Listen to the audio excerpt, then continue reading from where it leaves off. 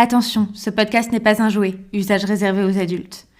Plus sérieusement, nous vous avertissons que cet épisode aborde des sujets sensibles, tels que les troubles du comportement alimentaire, la dépression, l'euthanasie, le grooming et les violences psychologiques. Si ces sujets sont trop douloureux pour vous, nous vous retrouverons avec plaisir la semaine prochaine.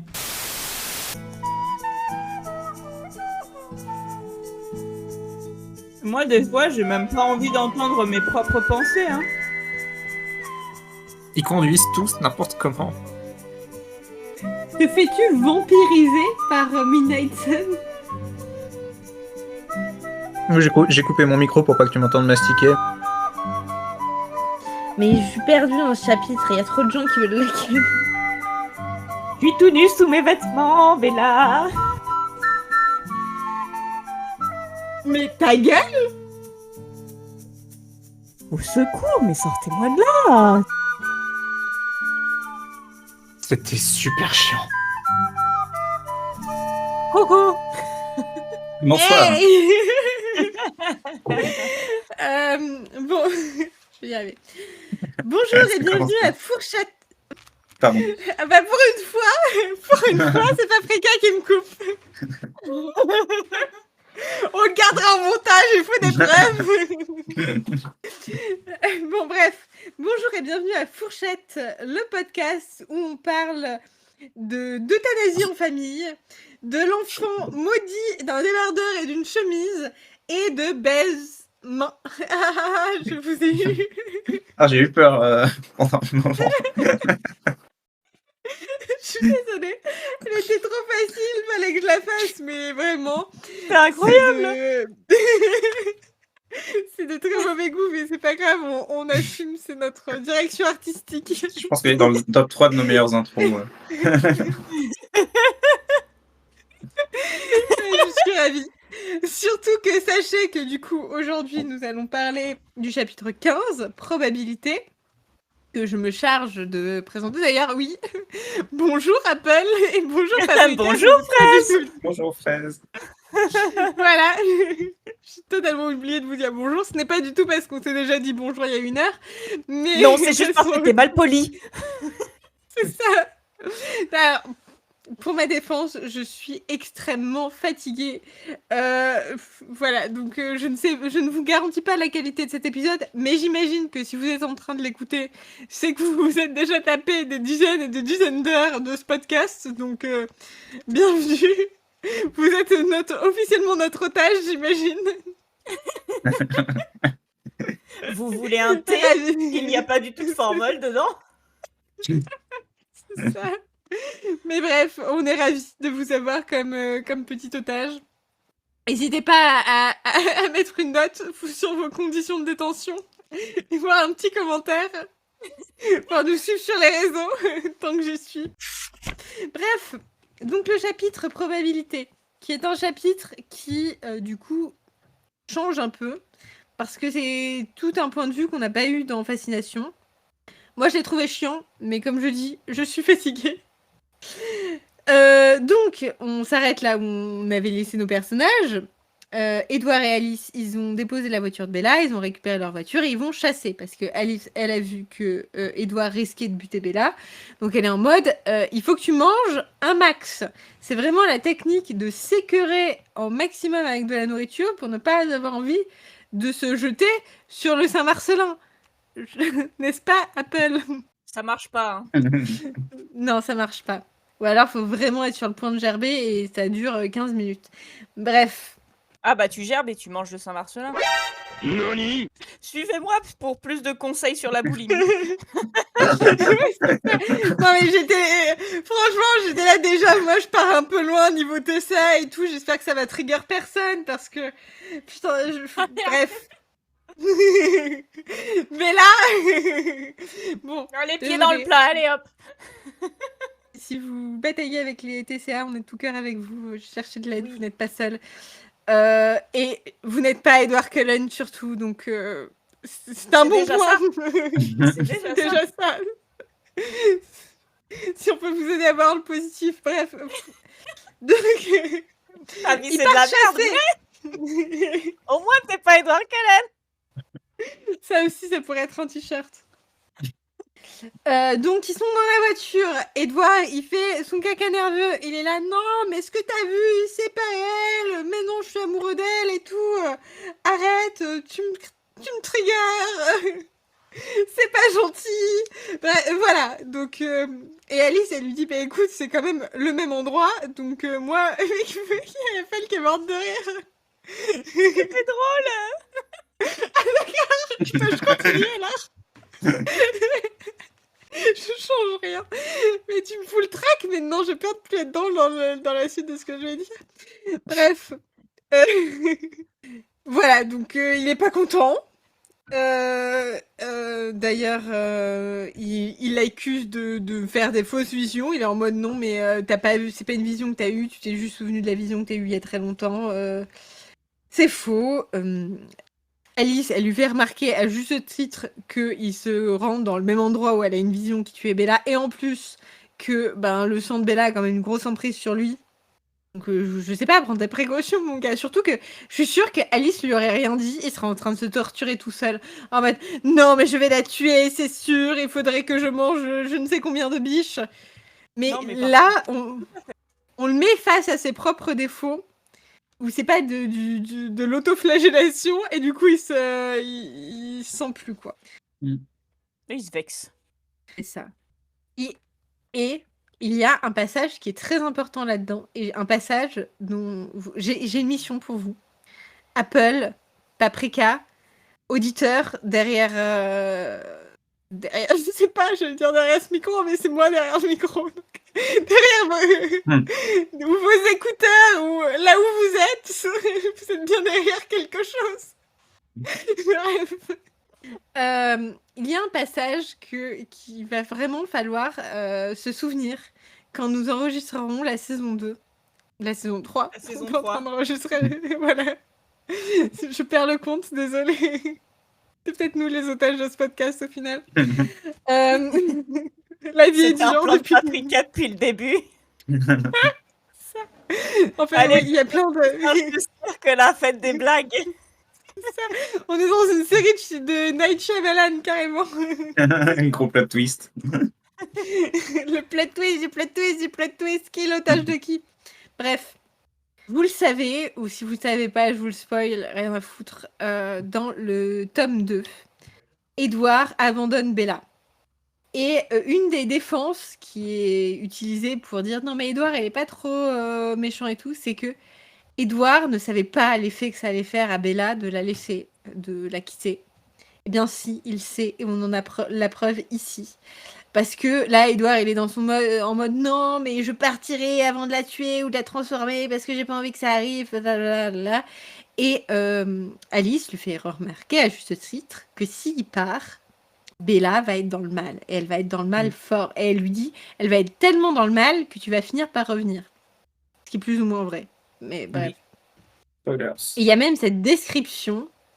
Donc, une série d'images futures défilèrent dans sa tête. Le visage de Bella, sous tous les angles, dans une atmosphère grise sans soleil. Elle avait les joues creuses, de grandes cernes.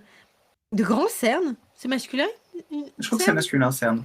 Ah oui, de grands cernes, donc c'est juste moi qui ne sais pas parler. Merci Luc de m'apprendre le français un peu plus chaque jour. Le regard vide. On aurait pu la croire sans vie, mais ça n'aurait été qu'une métaphore, contrairement aux visions précédentes.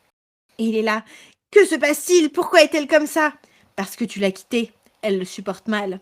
Bon, il fait quand même remarquer que c'est mieux que mourir, et je pense que ça justifie aussi son choix dans le futur tome, c'est qu'il considère qu'il vaut mieux que Bella soit au fin fond de la dépression plutôt que morte. Ça se discute, mais voilà, on a déjà trigger les TCA, ne triggerons pas les dépressifs non plus. Non, mais parce que je veux dire, elle se met vraiment en danger dans le tome 2. Donc, Oui. au final, ça revient quasiment au même. Hein. Et puis, franchement, entre mourir ou continuer à vivre, mais avoir envie de mourir, je sais pas ce qui se passe après la mort. Les deux sont... Enfin, bref. C'est quand même pas très agréable d'être au fin fond de la dépression, quoi. Où est-ce que j'en étais? Je ne sais même plus. D'ailleurs, Edouard, il est bien gentil, hein, mais il est là, c'est mieux que mourir. Qu'est-ce qu'il a prévu de faire dès l'instant où Bella serait morte? Mourir. Voilà, mourir. Donc, une deuxième fois. finalement, même lui, il préfère mourir plutôt que de supporter le fait de vivre sans Bella. Donc être là, c'est préférable mieux que de mourir. Edouard, mon cul. Voilà, encore une fois. Je fais pas ce que je fais. Exactement. Oui, d'ailleurs, il y a même une autre vision plus tard où il est là. J'ai pied dans l'ombre. Alors, il est dans une vision d'Alice. Hein. J'ai pied dans l'ombre. Je me glissais dans la chambre de Bella. Je l'observais souffrir pendant un cauchemar, rouler en boule, les bras serrés sur sa poitrine, allaitant dans son sommeil. Et c'est tellement terrible comme vision que même Alice, elle se sent mal et elle serre ses genoux contre elle juste d'avoir vu la vision de Bella qui fait un cauchemar. Moi, je suis là quand même. Vous avez vécu des trucs ultra durs et c'est Bella qui fait un cauchemar qui vous met dans le mal. Non, mais c'est parce qu'ils ont de l'empathie pour elle, parce que ces cauchemars, c'est limite des terreurs nocturnes horribles, quoi. Ça. Genre, elle a vie chagrin d'amour plus, quoi. J'ai marqué qu'Edouard continue à être un con. Finalement. Dans mes notes, il y a marqué. Je viens de regarder mes notes pour me dire, ça va m'aider à savoir quoi dire après. Il y a marqué, il me saoule. Non, j'avoue qu'il y avait que ce chapitre était quand même un peu chiant, intéressant parce qu'après on apprend des trucs, mais il y a 2/3, c'était chiant, hein. Moi, le premier truc de mes notes, c'est il est vraiment super con, je le déteste.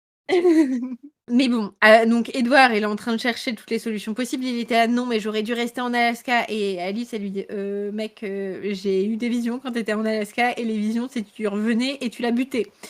Donc là, Edouard, vous imaginez bien, petit Edouard qui a zéro gestion des émotions, il est dans le mal. Bien sûr alors ce n'est pas écrit, mais je sais qu'il est en train de conduire ultra vite. Je sais qu'il a le pied. À mon avis, il se contrôle à peine pour que la pédale d'accélérateur ne soit pas déboîtée. Non, mais elle est signée par Rosalie, t'inquiète. Acier trempé. Exactement. D'ailleurs, il est là. Mes pneus dévastèrent les fougères et expédièrent des bris de mousse sur la route. Donc en plus, il ne respecte pas En plus de ne pas respecter la faune, on le verra plus tard, il ne respecte pas la flore. Et il respecte pas sa sœur non plus, puisqu'il l'engueule. Il est en mode, donne-moi du solide, montre-moi un autre chemin, dis-moi comment rester à l'écart où elle est. Mais la pauvre Alice, elle y peut rien, quoi. Si dans toutes ses visions, tu la butes ou tu la transformes en vampire. Après, il repart dans ses délires de Perséphone, là, une graine de grenade de trop et Bella serait vouée aux enfers. Ouais, j'ai noté, lâche-nous avec cette putain de grenade. Surtout qu'en plus, c'est pas une graine de grenade de trop, c'est dès que tu manges, t'es voué aux enfers. Donc voilà, t'as bouffé, c'est fini, il n'y a pas bouffer plus ou bouffer moins. Ouais. En plus, Alice, elle est adorable, elle essaye de le rassurer, elle lui dit c'est du 60-40, voire même du 65-35, donc à 65% de chance de pas la tuer. Et là, il nous sort une autre métaphore, le nœud gordien. Vous savez ce que c'est? Non. Non plus, mais c'est dans le titre du chapitre. Alors, ah non, attends, c'est le prochain. Dans le titre. Oui. Non, le titre du prochain chapitre. Alors, c'est encore une fois un truc de mythologie. Grecque ou romaine, je ne sais plus, je crois grec. Oui, mythologie grecque. Donc, mais lui, de toute façon, il est team mythologie grecque. Hein. Il n'y a pas des trucs mythologie romaine à des endroits? Ça tend plutôt vers le grec. Hein. Écoute, il faudrait lui poser la question. Rencontre un jour, qu'on lui demande. Mais du coup, le roi de Phrygie meurt sans léguer sa place. Un oracle prédit alors que la première personne, quelle qu'elle soit, mais qui arriverait en ville sur un char à bœuf, serait fait roi. Putain, je vais jamais arriver. Bon, le roi crève. Et il y a quelqu'un qui dit, la prochaine personne qui arrive dans un char à bœuf, c'est le roi. Le premier à se présenter, c'est le paysan Gordios. Est-ce que je crois qu'il vient d'une ville en Gordie? Je sais plus. En Géorgie? Bref. Non, en Turquie. C'est dans la Turquie actuelle. Et c'est pas très loin de la Géorgie. Hein. Je t'avoue que je sais pas où est la Géorgie. Attends, je vérifie, mais je crois que c'est juste à côté de la Turquie. Oui, parce que, alors, je vous annonce, je suis en train de vous lire le truc de Wikidia. Pour les enfants, là? Le Wikipédia pour les enfants, parce que la page Wikipédia, j'ai rien compris à ce qu'il disait. Parce qu'il dit, sur Wikipédia, ils disent la légende du nœud gordien prend racine dans la cité de Gordion. Et actuellement, ça s'appelle... Je veux pas le prononcer parce que je sais que je le prononcerai mal, je parle pas turc. Ah bon? Je l'écorche, mais moi je le lirai en mode Yassi Yuk. J'en sais rien. Le fait est qu'il y a une page Wikipédia, j'ai cliqué dessus. Il y a 290 habitants. Et, genre, littéralement, la photo qu'il y a sur Wikipédia, c'est 3 maisons qui se courent après, avec une vieille voiture, un vieux scooter, et deux douzaines de doigts qui marchent avec le nœud sur un sentier en terre battue. Donc, content de vous dire que ça n'a pas l'air d'être... Enfin, ça a l'air d'être le trou du cul de la Turquie. Mais sachez que c'est là d'où vient le nœud gordien, donc de la cité de Gordion, mais apparemment non. C'est parce que le gars s'appelait Gordios. Mais peut-être qu'il s'appelait Gordios parce qu'il venait de Gordion. Ah, la foule à poule, hein. Bref.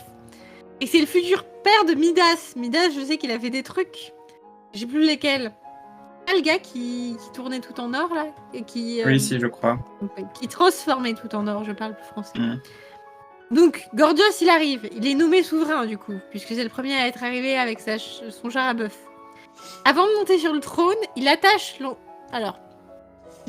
timon et les joues de son char. Je sais pas ce que c'est le timon ni le joug. Je comprends. Il attache des trucs de... Il attache un truc de son char en faisant un nœud inextricable. Le fameux nœud gordien. Le char a donc une signification symbolique. C'est le symbole de la royauté et de la divinité chez les Perses, les Etrusques,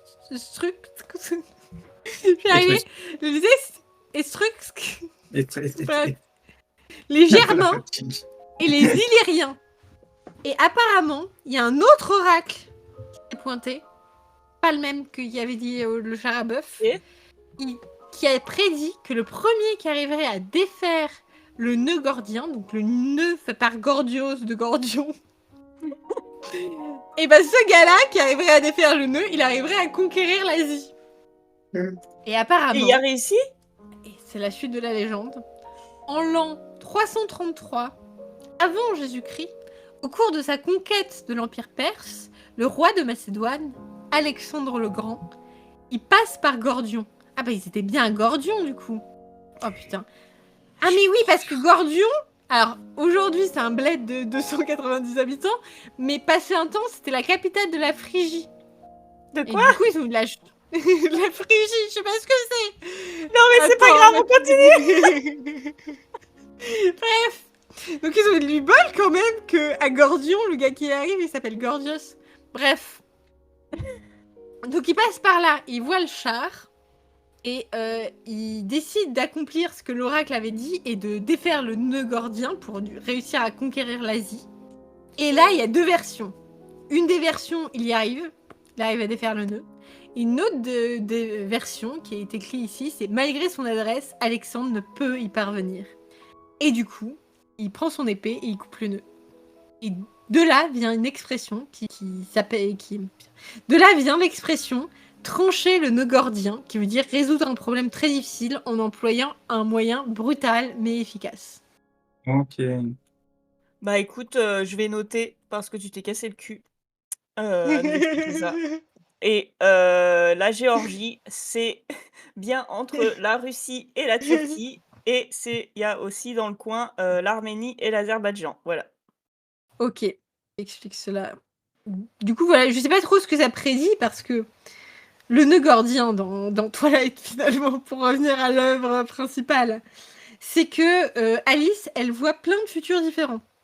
Et Édouard, qui lit les pensées d'Alice, suivez-moi, on va tout comprendre. Non. Il voit le... Apple qui a peur que je la prenne pour une teubée. Non, mais parce que je me regarde les ongles en même temps que tu m'expliques, mais je t'écoute, hein. Mais du coup, il voit les pensées d'Alice comme plein de fils qui s'entremêlent. Et du coup, ils s'entremêlent dans un nœud. Et c'est ça qu'il appelle un nœud gordien, parce que c'est un nœud inextricable, un nœud impossible à défaire. Sauf, apparemment, si tu fous un coup d'épée dedans, donc à part... je sais pas où va cette métaphore. Bah, en gros, faut faire une décision, il faut trancher. Exactement. Donc, et en gros, Alice, elle dit qu'il y a plein de voies possibles, mais que globalement, le nœud, il est dans la clairière. Que quoi qu'il se passe, elle utilise même elle dit même que Bella est ligotée à cet instant décisif. Elle est ligotée dans le nœud. Donc, en gros, c'est ce qui se passera à la clairière qui décidera du futur destin de Bella. Et elle dit que parfois, il y a certains fils qui se continuent après la clairière et d'autres fois non, parce que Édouard l'aurait buté. Alors, Édouard, il est complètement dans... Il est là, tais-toi. Il a le tais-toi facile quand il est pas content. Oui.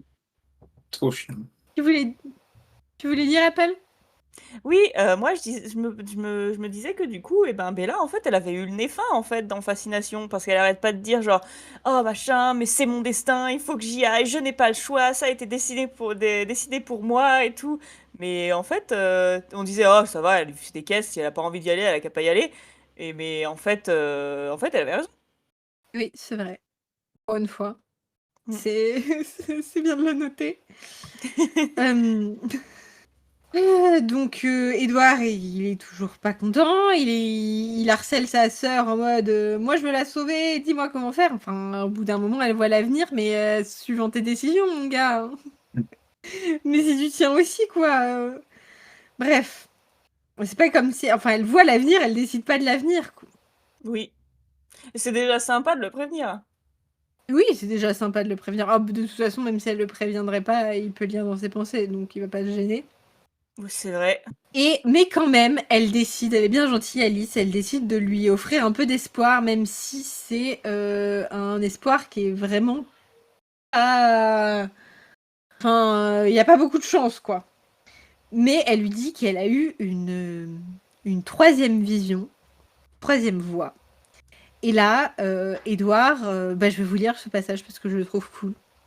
Nouvelle image, floue. Un trio dans le canapé encombré de Charlie. Moi, sur le vieux canapé, un bras nonchalamment autour des épaules de Bella assise à mon côté. Par terre, Alice, appuyée familièrement à l'un des genoux de Bella. Si Alice et moi étions les mêmes, Bella avait changé, elle. Sa peau restait douce et translucide, les joues roses, respirant la santé. Ses yeux étaient toujours chaleureux, bruns, humains. Pourtant, elle était différente, et je compris peu à peu pourquoi. Elle avait cessé d'être une jeune fille pour se transformer en femme. Ses jambes s'étaient allongées comme si elle avait grandi de quelques centimètres. Son corps s'était subtilement arrondi, d'autant sa frêle silhouette de courbes nouvelles. Ses cheveux avaient foncé, devenant presque noirs, à croire qu'elle n'avait guère passé de temps au soleil. Au fil des années écoulées, 3, 4, pas plus. Il n'empêche, elle était encore mortelle. Et ce passage m'a vraiment mis... Enfin, ça m'a fait mal au cœur, parce que quand on connaît la fin de Twilight, on sait que c'est quelque chose qui n'arrivera jamais. Ouais. Alors on peut se dire c'est une happy end pour Bella, elle, peut-être qu'elle voulait pas grandir comme ça, mais franchement, pour avoir 28 ans aujourd'hui, je suis bien contente de ne pas être restée bloquée dans mes 17 ans, ou même mes 18 ans, même mes 19 ans. Et je pense que d'ailleurs, il y a tout un débat, enfin un débat. Il y a un point qui est pas mal. Ouais, il y a des discussions sur un point dans Twilight, dans le dernier tome. Encore une fois, spoiler. Mais on n'est pas prêt à le lire pour l'instant. C'est vrai, allez, dans 5 ans. Oui. Que Bella, avant de tomber enceinte, elle est en mode non, mais je veux bien rester humaine et aller à l'université et tout. Et je pense qu'elle aurait été peut-être même plus heureuse si elle avait pu justement vivre sa vie d'humaine encore quelques années et même être transformée à 30 ans, quoi. Oui, je suis d'accord. Peut-être même qu'elle se serait rendue compte qu'Edward c'était un con. Ouais. Mais qu'elle aurait quand même été transformée en vampire juste parce qu'elle avait envie d'être vampire. Et pas pour faire plaisir à Edward. Ça aurait été une bonne fin, ça, en fait. Après, c'est même pas pour faire plaisir à Edward qu'elle se transforme, c'est elle qui a très envie d'être vampire. C'est vrai qu'Edouard, il a pas envie du tout qu'elle se transforme en vampire. Oui, mais elle y a surtout envie parce que c'est pas pour faire plaisir à Edward, mais pour être avec Edward, tu vois. Ah oui. Après, tu vois, je suis allée sur le Reddit de Twilight. Et Ouh. ah bah oui, bah je traîne dans des endroits à la mode, hein. Et et les gens disaient en fait, ce que beaucoup de gens enfin beaucoup de gens passent à côté du fait que, Twilight, c'est une histoire d'âme sœur et qu'en fait Bella, Edward, c'est son âme sœur et que de toute façon, même en imaginant que, ils se séparent pour X ou Y raison, même si elle dépasse sa dépression du tome 2, et ben, en fait, elle aimera jamais personne comme elle l'a aimé lui. Je ne crois pas du tout aux âmes sœurs. Je suis pas du tout sensible à ce genre de truc. Bah, moi, je pense qu'il y en a des âmes sœurs, mais je pense que tu peux en avoir plusieurs. Oui. Oui, mais du coup, ça défait un peu le... Ouais, ça défait, putain. Je sais plus parler. Ça va un peu à l'encontre du concept même d'âme sœur qui est ta personne unique. Bah, après, ça arrive, hein, à des gens, qui ont une grande histoire d'amour dans leur vie et en fait, ça se finit pour X ou Y raison et ils retrouvent jamais l'amour après, tu vois? Ça arrive à Oui, plein mais de gens. c'est juste pas de chance. Moi, je pense pas qu'on a une seule personne avec qui on peut vivre une belle histoire d'amour. Parce que c'est le concept d'âme sœur. C'est vraiment le concept que ton âme est séparée en deux et que l'autre partie de ton âme est dans une autre personne. Et du coup, t'as que cette personne-là, quoi. Et, Ah, moi, je pense qu'on peut et... avoir plusieurs sœurs, mais c'est ça. Mais je trouve même ce concept très angoissant de dire que tu es destiné à une seule et unique personne. T'imagines, tu la trouves jamais? On est je sais pas combien de ouais. milliards. Autant ton âme sœur est dans un petit village au fin fond de la Chine rurale. Jamais tu la rencontreras. C'est clair.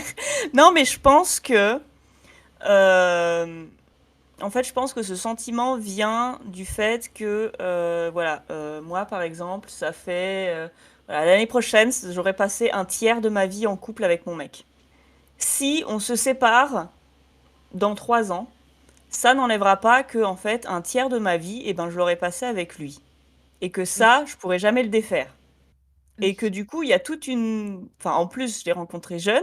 Donc, il y a toute une partie de... Un peu comme Bella, au final.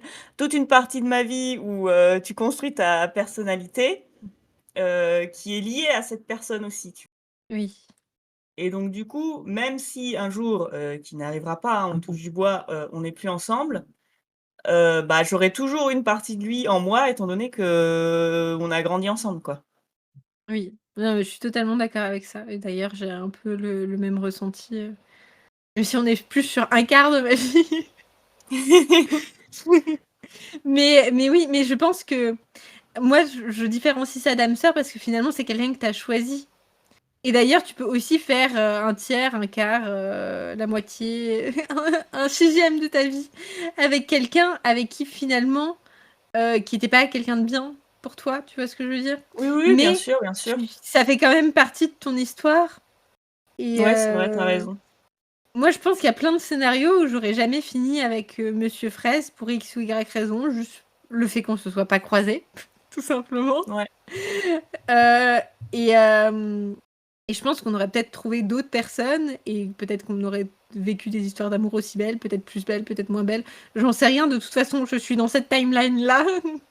Et dans la vie que j'ai aujourd'hui, j'aurais jamais d'aussi beaux souvenirs avec qui que ce soit d'autre, quoi. Enfin, de les années qu'on a passées, j'ai ça avec personne d'autre à l'heure actuelle. Je sais pas si c'est clair ce que je raconte. Ouais. Même, voilà. Mais non, mais du coup, Après, je peut-être. pense que...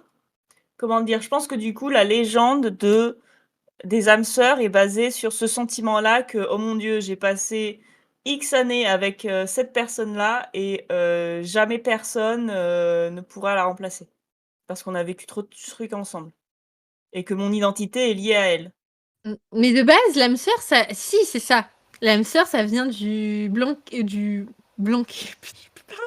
du banquet de Platon, où il dit que les êtres humains à l'origine étaient constitués de 4 bras, 4 jambes et une seule tête à 2 visages, et que Zeus avait eu peur qu'ils soient trop forts, et il les aurait coupés en deux, et du coup, tu passerais ta vie à chercher ta part manquante. D'accord, mais De ce que je veux base, dire, cette histoire, le fait qu'on ait créé cette légende, je pense que ça part de ça à la base que, Oui. les gens étaient amoureux pendant très longtemps de la même personne et du coup, ils avaient ce ressenti-là, qu'ils étaient une C'est même ça. personne qui avait été séparée à la naissance, quoi, limite. Oui, ouais. Après, je pense qu'il y a aussi eu depuis l'aube de l'humanité, on dirait que je commence une vieille disserte de philo là. En tout temps En tout temps Je pense qu'il y a plein de gens qui sont tombés amoureux de plusieurs personnes, que ce soit à différents moments de leur vie, ou même à un même moment. Après, voilà, on part dans d'autres débats, mais je pense qu'il y a des gens qui peuvent être amoureux de plusieurs personnes en même temps. Donc, Mais je pense que ton âme sœur, ça peut aussi être un ami, hein. Oui, aussi. Ah, mais je pense qu'il y a des âmes sœurs amicales. Après, si on part dans les trucs New Age, il y a plein de termes et de trucs en plus, genre les flammes jumelles, ou je ne sais quoi. J'ai jamais entendu parler de ça, Alors. c'est quoi? Je sais pas, mais grosse passion. Moi, franchement, il y a des trucs où je vais peut-être me faire des ennemis, peut-être on va perdre des auditeurs, mais je trouve qu'il y a des termes comme ça où ça crie un peu sectaire, où tu sens qu'il y a des dérives derrière. Et flemme jumelle, ça en fait partie. C'est pas C'est comme les Megan trucs Fox d'enfants. et son mec qui disaient qu'ils étaient des sœurs, des flammes jumelles aussi? Je sais pas, mais c'est un truc qui tourne beaucoup, mais ça me fait penser aussi aux enfants indigo. Bah là, je pars très loin, mais je sais pas si vous savez ce que c'est. Non.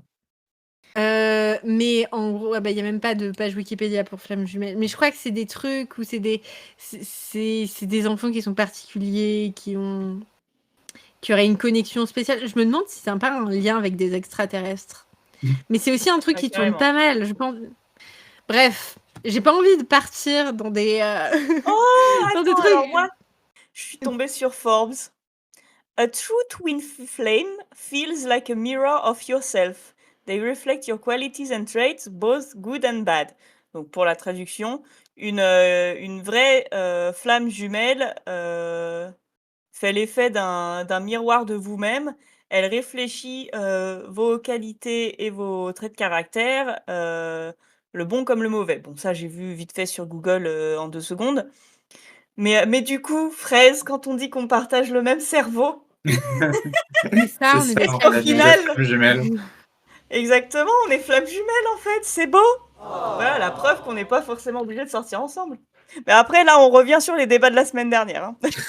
Oui, alors faudra qu'on en reparle. Mais sinon, pour tout ce qui est spiritualité, New Age, tout ça, je vous invite à vous renseigner ailleurs que dans ce podcast, parce que je Ouais, n'ai c'est pas les clair. compétences pour. Mais méfiez-vous. Des fois, on vous vend des trucs, la Terre n'est pas plate, entre autres choses. Je souhaite vous donner un dernier conseil, c'est que si un jour vous vous retrouvez face à un terroriste, avec des armes à la main, prêt à vous tuer, prêt à vous égorger, eh bien, méfiez-vous. C'est un conseil d'ami que je vous donne. Et c'est pas parce qu'on met quantique à côté de quelque chose que c'est forcément mieux. Et tout le monde peut porter une blouse de médecin et se filmer sur TikTok. Aussi. Ou ne pas... ou autre, bref. Je sais même plus où j'en étais. Oui. On en revient au débat de la semaine dernière. Et j'ai un mea culpa à faire, encore une fois. Mea culpa. Culpa. Mais écoute pas, je crois. Et j'ai voulu dire le mot cul, apparemment. Bon, c'est un peu... Genre vraiment... Je suis fatiguée. Mes blagues, franchement, mais même mes potes qui écoutent le podcast, ils doivent se dire, mais Fraise, en roue libre. En plus, ils vont l'écouter avec genre 6 mois, 8 mois de délai. Ils vont se dire, mais pourquoi on n'a pas vu les signes? En plus, j'ai dit mon vrai nom. J'ai dit mon vrai nom, donc il faudra le biper Ah, faudra le et mettre censurer au Fraise à la montage. place. Bref. Attends, je vais faire le truc. Fraise. Voilà, tu peux tout mon nom. Merci. Bref. On a eu tout un débat sur les chips et Shipping Wiki, parce que il y a quelques épisodes, on a vu des family ships, toute la famille Cullen, et moi j'étais persuadée que ça voulait dire qu'ils baisaient tous entre eux. Apple me disait non, ils sont juste famille. Alors moi j'ai trouvé ça con, parce que moi on m'avait toujours appris que les chips, ils se baisaient. Mais apparemment, non. Donc maintenant, ship, apparemment, c'est juste relationship, ça va être n'importe quel type de relation. Voilà, on peut vous shipper en pote, en père, mère, voilà, mais pas clair leur truc. Parce que sur Shipping Wiki, ils disent shipping, bon, je vais essayer de vous le traduire en direct. C'est dérivé du mot relationship, donc relation. Et c'est le désir exprimé par des fans que 2 personnes ou plus, que ce soit des célébrités dans la vraie vie ou des personnages de fiction, que ces personnes soient dans une relation qui soit romantique ou autre. Mais sur la même page, un peu plus bas, ils disent que shipping, qui est un mot, c'est un verbe qui décrit le désir de fans, la plupart du temps d'un fandom. Si vous ne savez pas ce que c'est qu'un fandom, je ne vais pas faire toute votre éducation. C'est une communauté de fans. C'est ça. Mais j'allais faire un commentaire qui est l'inverse de sortez et allez toucher de l'herbe. C'est passer plus de temps sur Internet. Enfermez-vous dans une pièce dans le noir et ouvrez Internet. Traînez sur TikTok, merde à la fin. On va pas faire tout ça pour vous.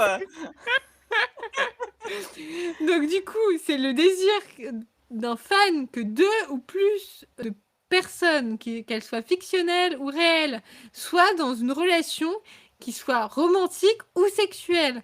Donc il faut savoir. Bref. Je peux aller faire pipi. Je suis désolé. Là, je tiens plus. Allez, va pisser, Paprika. Au moins maintenant, t'oses le demander. Tout le monde connaît les problèmes d'incontinence, on en a déjà parlé. Elle est trop contente, elle tape des bords. Oh, désolé. Ah bah, on peut reprendre, non? Oui. Ouais. Paprika, nous sommes fiers de toi. Merci. Je suis très content qu'on me félicite d'être allé pisser, c'est un grand moment de ma vie. Tout le monde est fier de toi, je suis sûre que... Dans les commentaires, mettez que vous êtes fiers de Paprika.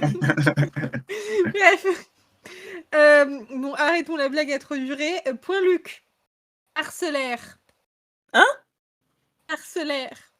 J'imagine que ça a à voir avec parcelle, découpé en morceaux ou un truc comme ça. C'est ça. Juste avant la vision que Alice a de Bella, donc la vision où elle n'a pas été transformée en vampire, mais où elle est vivante, elle dit à Edouard, en gros, attention, c'est parcellaire. Et oui, ça veut dire incomplet, en gros. Ok. Constitué de différentes parcelles. C'est très bizarre. Mais c'est Luc. J'ai même pas regardé en VO. Ça doit être... It's incomplete. Non, j'ai fait une théorie. Faut que je ne peux pas être dans l'ignorance. Tu sais qu'on est à la page 4 du chapitre? Putain. Sketchy. C'est sketchy parcellaire, voilà. Bon. Édouard, il est content. Mais il est pas content aussi. Il est en mode un mélange de joie et de chagrin me submergea. Donc il est content parce que c'est la seule option qui le rend heureux. Elle est pas vampire, elle est pas morte. Pas encore. Mais elle est toujours mortelle. Mais c'est aussi pas très probable. Qu'est-ce qu'il raconte d'autre là? Ah, il double un minivan qui se traînait, bien sûr. On y croit. C'est clair. Il fait que d'accélérer. Et là, Alice, elle dit un truc très intelligent. Elle dit à Edouard, écoute, toi, t'es content que Bella, elle reste humaine, mais est-ce que ça t'a pas traversé de l'esprit, ta petite tête là, que peut-être que c'est pas ce que Bella voulait, que peut-être que Bella, elle veut passer l'éternité avec toi, que elle a pas envie de te perdre en mourant, ou de te perdre parce qu'au bout d'un moment, expliquer une relation entre quelqu'un qui a l'air d'avoir 17 ans et quelqu'un qui a l'air d'en avoir 40, c'est un peu délicat. Bref. Et en gros, je sais même plus ce qu'il lui répond, il doit répondre qu'il s'en fout. Il lui dit de se taire. Surprenant, va non plus. Inutile de discutailler maintenant, démêle d'abord les chevaux. Voilà, donc en gros, il lui dit ta gueule. Ah non, ça c'est Alice qui lui dit. Ah non, il lui dit n'importe quoi, personne ne choisirait de... Voilà. Et du coup, vous savez ce que c'est écheveau? Non. J'avais pas non plus. C'est, je crois que c'est un truc de tissage. Alors, écheveau, c'est un assemblage d'échevettes, de fils de laine, de soie ou d'autres fils. Je pense que c'est les trucs pour tisser. En gros, c'est un truc où t'as des fils enchevêtrés. Et c'est ce qu'il faut retenir. C'est le fameux nœud gordien, là. Ah oui, Alice, elle fait que de répéter j'aime Bella, j'aime Bella, j'aime Bella. Et je me suis demandé si en VO c'était I like Bella ou I love Bella. Et c'est I love Bella. Vraiment, elle n'a aucune retenue. Elle est folle. Et après, après, elle a bien conscience que c'est pas le même type d'amour. Edouard, tu m'étonnes qu'il y a plein de fanfictions entre Bella et Alice, t'empêche. Il y en avait avant 2020. C'est vrai, il y en avait avant 2020.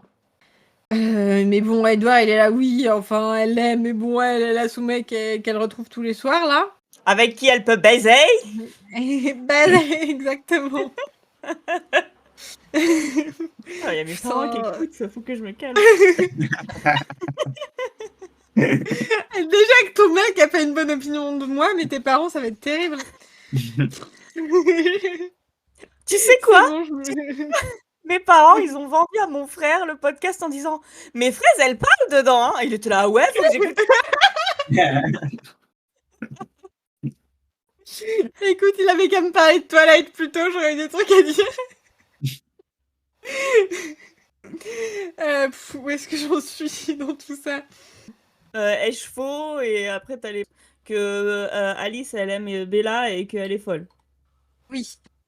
Ah oui, et puis là, Edouard, il part... c'est pour ça que je vous parlais d'euthanasie en famille tout à l'heure. Edouard, il est en mode, bon, qu'est-ce que je peux faire, du coup, pour être sûr que Bella, tout se passe bien pour elle? Mourir.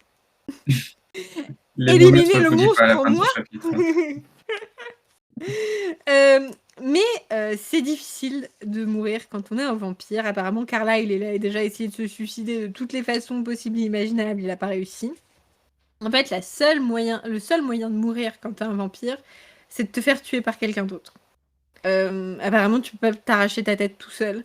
Parce que, pour ceux qui ne savent pas, pour tuer un vampire dans l'univers de Twilight, il faut le découper en petits morceaux et le foutre au feu. Thermostat, je ne sais pas combien de thermostat, 3000. Sauf que... Et un dessert, hein. C'est ça. Une fois qu'il est bien rôti, là. Bref. Mais du coup, je me dis, qu'est-ce qui empêche un vampire de s'arracher la tête à côté du feu pour qu'elle tombe dedans? J'imagine le truc. Ou même mieux, tu te mets dans le feu. Parce que normalement, le feu, s'ils sont pas coupés en petits morceaux, ça leur fait rien. Et là, tu t'arraches. Bon, il faut être un peu malin, tu vois. Il faut voir comment... Je pense que tu commences par t'arracher les jambes. Et tu t'arraches un bras. Puis après, avec le bras qui te reste, tu t'arraches la tête. Mais du coup, tu peux pas t'arracher le dernier bras, quoi. Ou alors... Oui, mais bon, tu vas pas rester en petits morceaux au chaud, quoi. Je pense que tu meurs même... Non? Je sais pas. Écoute, je sais pas exactement. Moi, je pense que ça peut être faisable de se suicider en tant que vampire. Voilà, je ne vais pas essayer d'établir de plan. On ne sait pas, peut-être qu'il y a des vampires suicidaires qui nous écoutent. Ne passez pas à l'acte. Parlez à vos proches. Cherchez un psy. Je suis sûre qu'il y a des psys pour vampires. Ils doivent faire des fortunes, c'est pas possible. Oui. Bref. Donc, il se dit que sa seule façon de mourir, ça serait que quelqu'un d'autre le tue. Sauf qu'il sait que personne dans sa famille voudra le tuer. Même pas Rosalie. Que les potes hors dehors du clan, bah, ils aiment trop Carlyle. Enfin, c'est pas qu'ils aiment Carlyle. À mon avis, ils ont peur de Carlyle. Du coup, ils le feront pas. Et du coup, ils pensent aux Volturi, je crois, sans les nommer. Mais il dit, s'il se fait buter par les Volturi, avant ça, enfin, il le dit pas, mais moi, c'est ce que j'ai compris. Avant ça, Harrow, il va venir, il va prendre la main d'Edward, là, il va lire toutes ses pensées. Enfin, ah, ok, t'as une humaine, tu lui as tout dit. Et tu veux mourir? Bah, on va buter cette humaine aussi, en fait. Donc, c'est mort, il peut pas faire ça. Enfin, il peut se faire buter chez les Volturi que si Bella est déjà morte. Ou déjà transformée en vampire. Parce que sinon, ils vont tuer Bella. Et il se dit que si jamais il y avait encore des loups-garous, ce serait simple, il suffirait qu'il ait à la pouche, et là, les loups-garous, ils se feront, les kilotes, ils se feront un plaisir de buter Edward, sauf que c'est pas possible non plus. C'est dingue, je suis vraiment passée à côté de ça, quoi. Genre, je t'écoute comme si j'avais pas lu le livre. Et dans ce passage, parce que je me suis dit qu'on n'avait pas abordé assez de sujets problématiques, Est-ce que, est-ce que Stéphanie Meyer est pro ou contre l'euthanasie? Une bonne question. Je pense qu'elle est contre. Je pense qu'elle est contre aussi. Parce que, après, Ça me fait l'euthanasie, c'est un penser. sujet délicat. Bah, tu vois, ça me fait penser aux Pays-Bas, il y a une meuf qui est jeune, genre vraiment jeune, genre elle avait 20 piges, et elle s'est fait euthanasier parce qu'elle était dépressive, et je me suis dit, mais vous êtes sûr que c'était la seule solution? Parce que si on part du principe que la dépression, c'est une maladie, ben, il y aurait peut-être eu d'autres choses à tester avant de faire de l'euthanasie, quoi. Après, il y a aussi Ouais. des dépressifs qui ils sont nés comme ça, c'est juste la chimie de leur cerveau qui est foirée et tu peux pas guérir la dépression, comme ça, quoi. Bon, bah, nous, on sait mettre l'ambiance en tout cas, hein. J'espère que tout le monde va bien. C'est ça. Bref. Voilà, du coup, ça m'a fait penser à ça, parce que est-ce que finalement, Edouard ne serait pas légitime de vouloir mourir, surtout quand ça fait qu'il a certes 17 ans dans sa tête, mais ça fait plus d'une quasiment, ça fait pas encore 100 ans. Ou Si, si, il je a sais 104 plus. ans, Si. Édouard. Ah si, il a 104 ans. Bon, il a vécu une belle vie, tu vois. Enfin, longue vie, belle, j'en sais rien. Ouais, c'est ça, longue vie. Mais bon, on part dans des débats un peu trop philosophiques. Regardez-nous, cet épisode part dans tous les sens et on se retrouve à devoir mettre des trigger warnings. Bon, avec ce clôturons ce sujet qui est beaucoup trop. On Dark était pour dans ce un podcast, podcast. un podcast humoristique, pas prise de tête, qui ne se prend pas au sérieux. On fait du shitposting. Donc, Edouard, il est là. De toute façon, mourir, c'est pas une option, trop compliqué. Donc, je vais juste essayer très fort de contrôler mon démon intérieur. Et il a cette phrase qui m'a fait beaucoup rire. Je ne toucherai pas à un cheveu de Bella.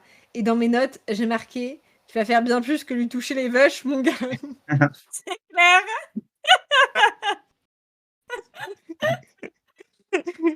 Mais bon, ceci est une histoire pour les grandes personnes. Donc, je sais pas quel âge vous avez en écoutant ce podcast, mais quand on atteindra ce sujet-là, vous avez le temps d'être majeur. C'est clair. Voilà, donc il commence à se détendre un peu. Alice lui dit c'est mieux, les stats sont meilleures. Ça s'appelle probabilité, hein, ce chapitre, mais ça aurait pu s'appeler statistique. C'est un chapitre de maths. C'est clair. On fait des Pour petits ça que j'ai rien calculs de pigé. proba. Apple, vous lui parlez de maths, elle décroche. C'est clair. Voilà, exactement. Donc, bon, Edouard, il se calme un peu. Ils sortent enfin de la voiture, ils partent chasser. Et Alice, vraiment, on dirait elle fait une technique avec un gamin qui veut pas bouffer. Genre, elle fait genre, non, c'est moi qui chasse et tout. Et en fait, elle chasse pas pour elle. Elle repère un puma ou je ne sais quoi, là, pour faire envie à Edouard, là.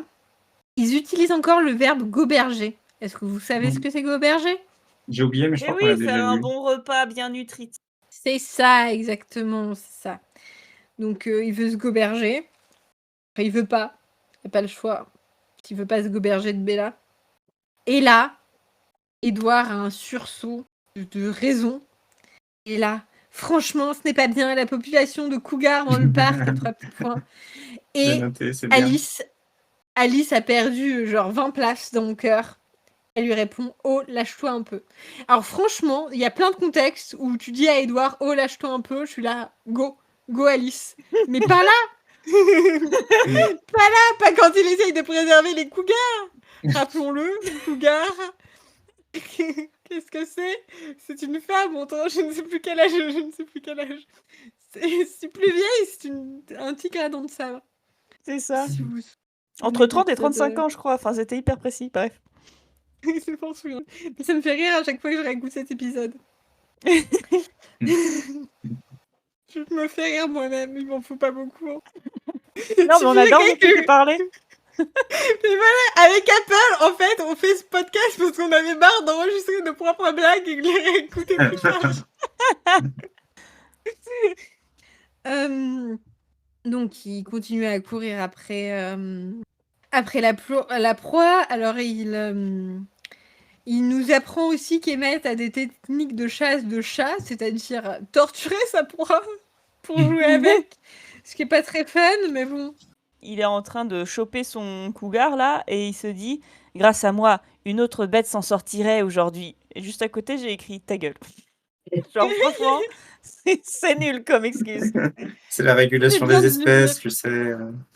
C'est ça. Non mais tu fais bien de le dire parce que je l'ai souligné, je l'avais oublié, mais moi aussi m'a saoulé à ce moment-là. Et bon voilà, alors il est là, il continue à dire que c'est du gavage. Alors Alice, elle chasse un peu, puis elle arrête de chasser. Excuse-moi, Et mais j'ai écrit pour ce passage-là, après j'arrête de te couper, mais j'ai écrit Édouard, premier écolo de Forks. encore une fois, on peut en faire du foie gras de notre Édouard avec le gavage qui se prend. C'est clair. Donc, Alice, au bout d'un moment, elle arrête de chasser, Edouard, il comprend pas, et elle lui dit qu'elle compte retourner à la chasse demain avec Jasper, il fait, mais pourquoi?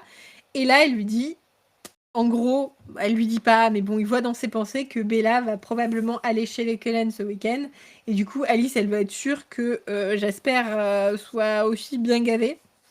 Il sera gavé de toute Ah, autant que moi. À mon avis, il sera gavé de voir Bella, mais bon. Et encore une fois, Edouard, qui en fout 3 couches là, 3 tonnes, je sais plus quelle est l'expression, mais en gros il dit, dans cette vision, Bella incarnait la perfection, humaine, en bonne santé, souriant à mes parents. Elle portait la blouse bleue qui rehausse son teint. Avec sa jupe kaki. Donc... Oui mais... ne spoil pas. Non mais il en bave d'avance quoi. C'est ça, il en va d'avance. Mais je suis là pour lui, la perfection, c'est ça, humaine, en bonne santé, souriant à mes parents. Ça me saoule, ça me saoule. Bref. C'est Tania qui a un crush sur lui, du clan de Denali en Alaska. Et ben, elle mérite mieux. Ouais. Donc voilà, les stats sont encore sont meilleurs, encore meilleurs, on dirait les stats de notre podcast quand je les regarde après que j'ai fait un bon TikTok. Sur Spotify for Podcaster, là, on rafraîchit, on voit les stats. Bref, il faut parler encore de leur pari à la con, là, qui a aucun sens par rapport à Fascination, mais on verra bien ce qu'ils nous diront dans les chapitres suivants. Et ce chapitre est interminable.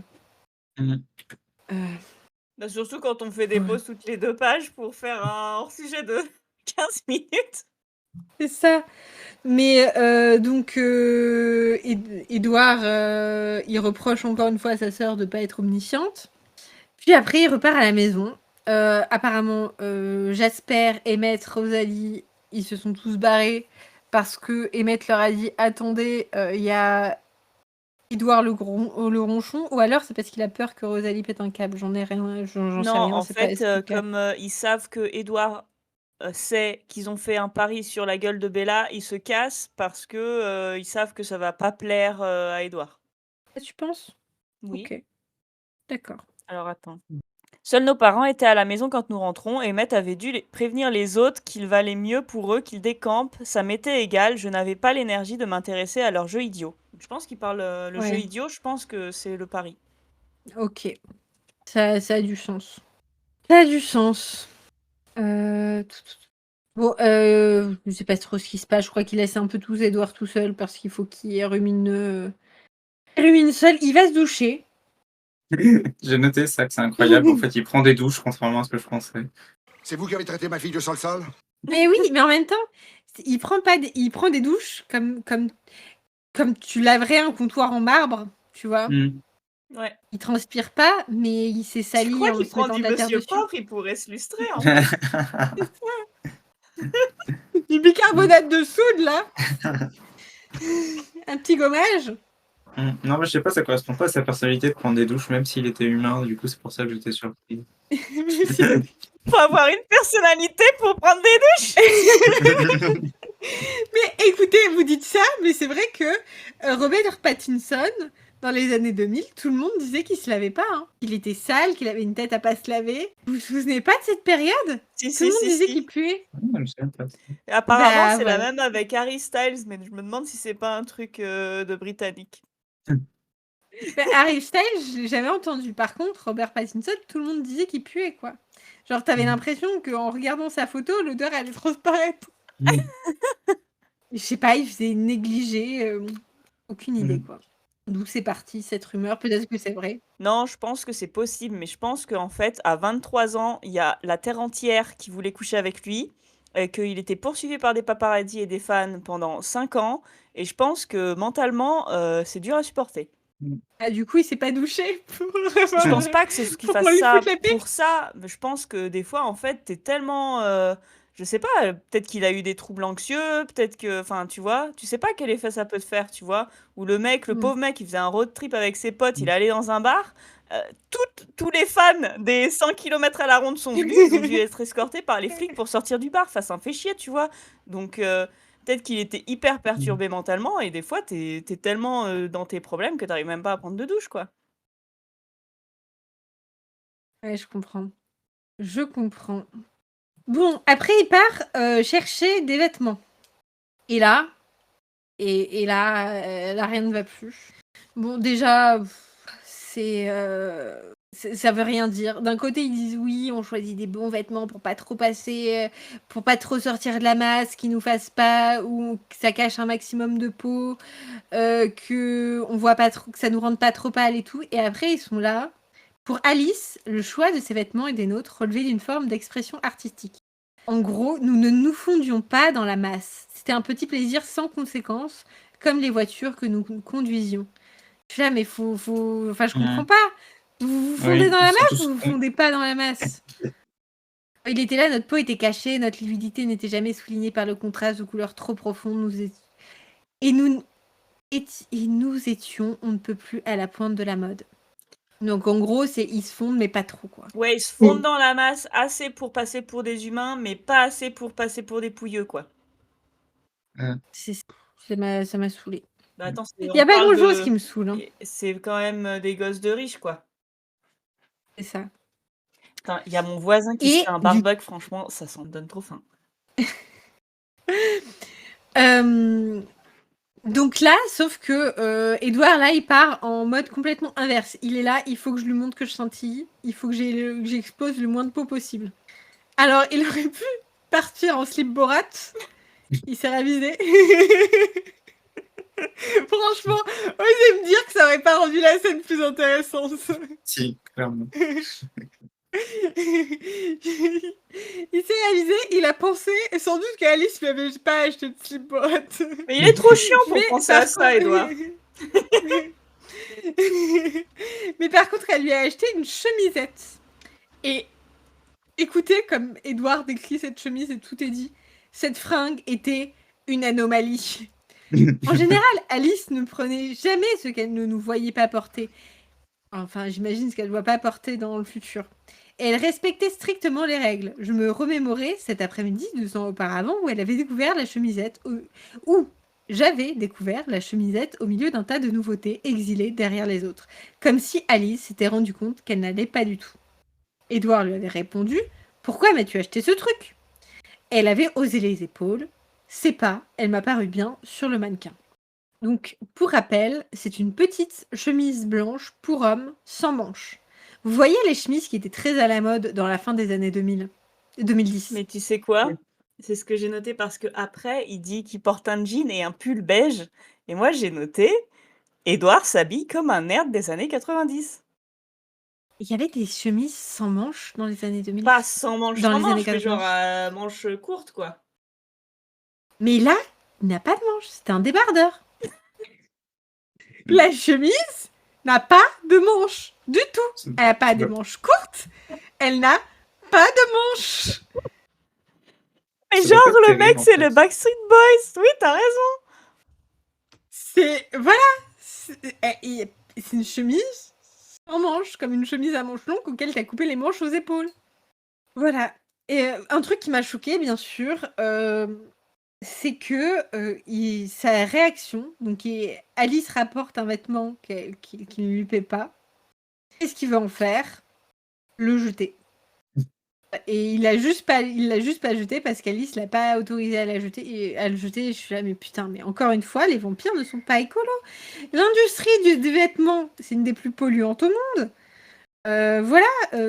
En plus, à mon avis, ils achètent des trucs de qualité et tout.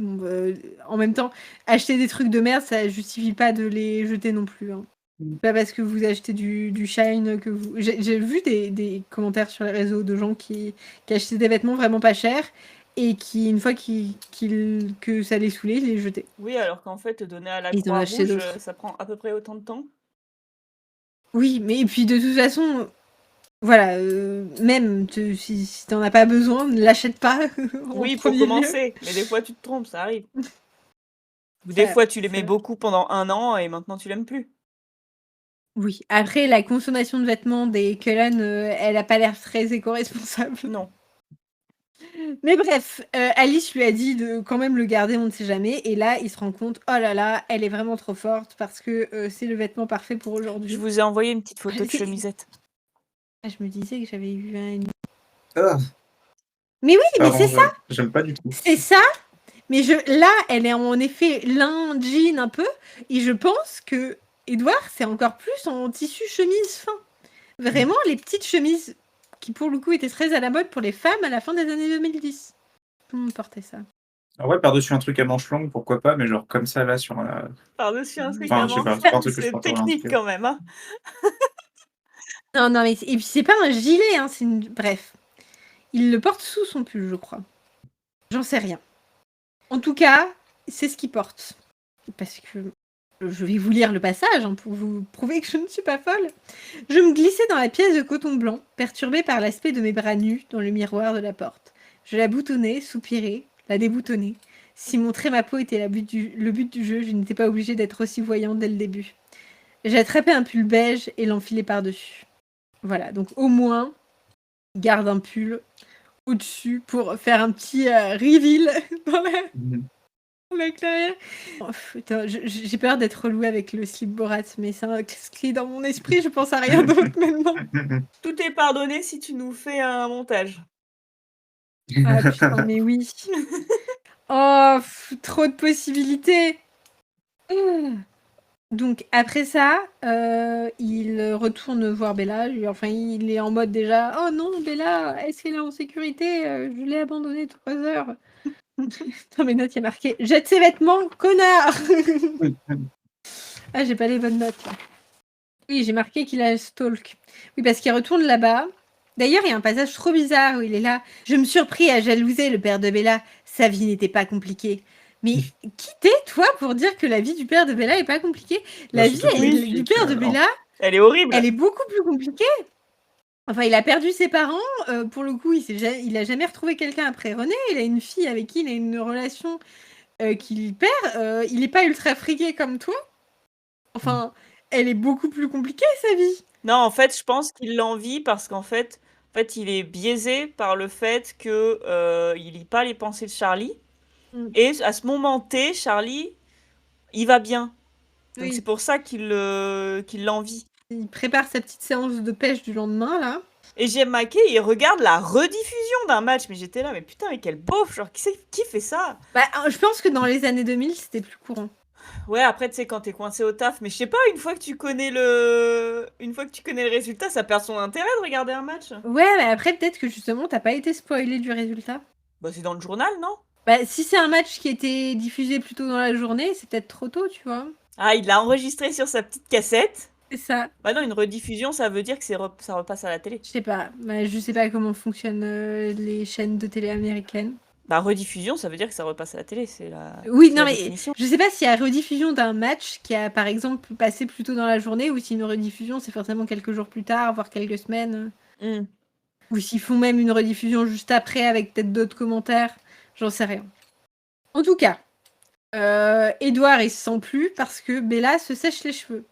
Pourquoi il se sent plus? En vrai, c'est quand même un peu mignon. Oui. Parce qu'il s'est rendu compte que Bella, généralement, elle se sèche pas les cheveux, elle va dormir directement les cheveux mouillés.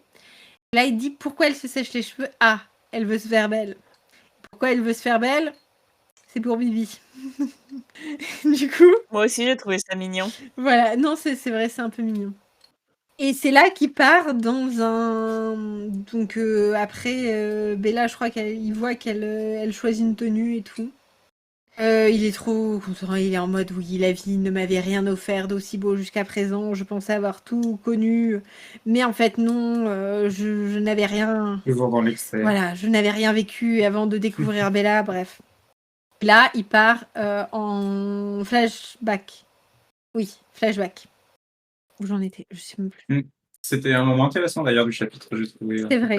Et il y a pas mal de points Luc aussi.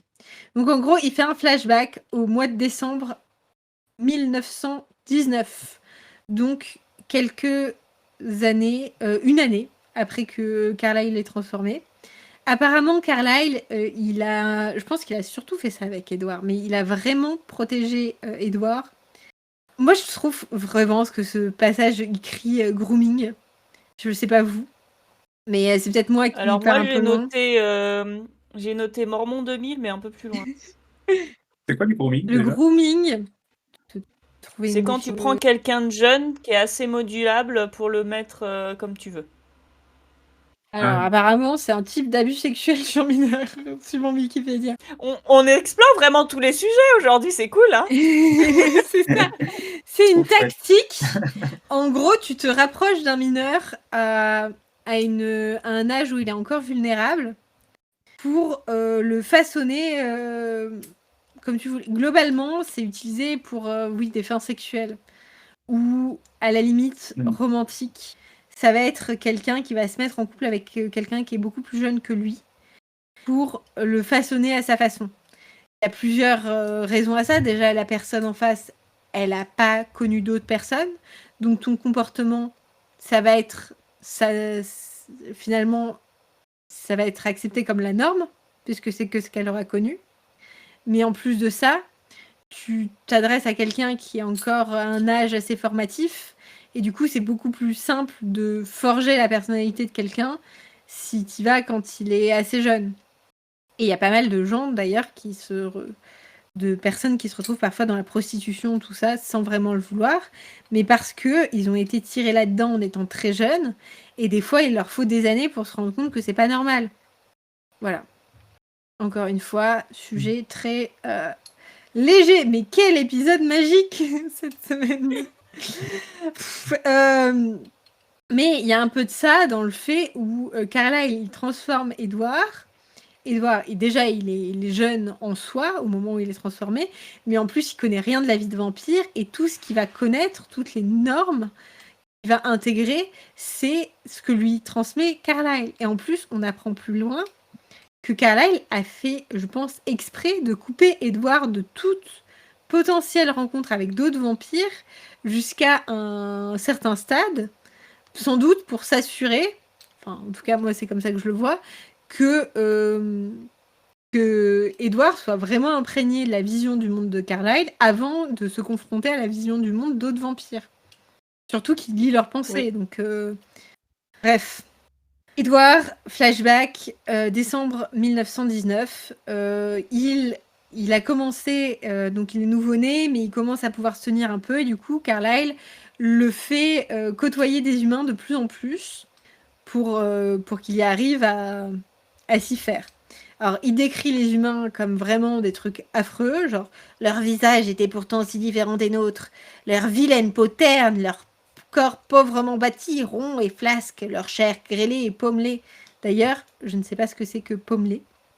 Et juste après, il y a leurs œufs chassieux. Donc, ça nous fait 2 points Luc. Luc pommelé et chassieux. Est-ce que vous savez ce que ça veut dire? Pommelé, c'est des variations de teintes, non? Alors, pommelé, c'est couvert de petits nuages ronds pour le ciel.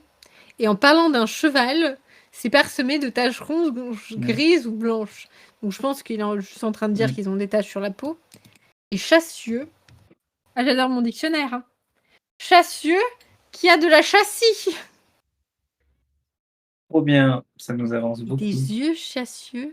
Ah, et châssis, c'est matière visqueuse et jaunâtre qui se dépose sur le bord des paupières. En gros, Les merdes d'œil. J'allais dire, en gros, c'est ça. Ils ont du caca d'œil. Bref. Donc, ils crachent sur les humains. Donc, apparemment, ils sont allés passer Noël dans un petit endroit au Canada, le New Brunswick, le port de Saint-Jean. Et un soir, Carlyle il dit à Edward, bon, t'as fait des super progrès, essaye de sortir sans moi pour une fois, c'est ton test. Et Edward, il le fait, il passe le test haut la main. Et apparemment, il dit que Carlyle, il a des pensées très élogieuses envers Edward. Et là, il est très fort, il va y arriver et tout. Et Mais de toute façon, il les a encore. Hein. Oui, c'est ça. Mais Edward, déjà à cette époque, il se demande si c'est pas une manière de le manipuler. Parce que si Carlyle dit « Ah, Edward, il est si intelligent, il va pas faire une connerie », et ben juste pour vouloir conserver cette approbation de Carlyle, ou pour se dire « Carlyle, il pense que je suis si fort que ça, si jamais je fais quoi que ce soit qui lui prouve le contraire, je vais peut-être baisser dans son estime. » Parce que c'est pour ça qu'il se comporte si bien. Et il y a même cette phrase même, bon, il parle du coup des éloges que Carlyle a dans les pensées. Elles me rendaient suffisant, mais elles avaient le mérite de me faire imaginer devenir, tant j'étais décidée à mériter l'approbation qui m'était déjà acquise. Vraiment, il y a ce fait de Carlyle, par ses propres pensées, est en train de façonner l'homme qui est en train de devenir Edward. En soi, Ouais. on peut se dire c'est pas une mauvaise chose parce c'est des trucs de compassion, tout ça, pas tuer d'humains. Mais je sais pas, ça me met mal à l'aise. Mais de toute façon, les Cullen, je les trouve un peu sectaires. Hein, donc, Ah oui, non, mais ils sont clairement sectaires.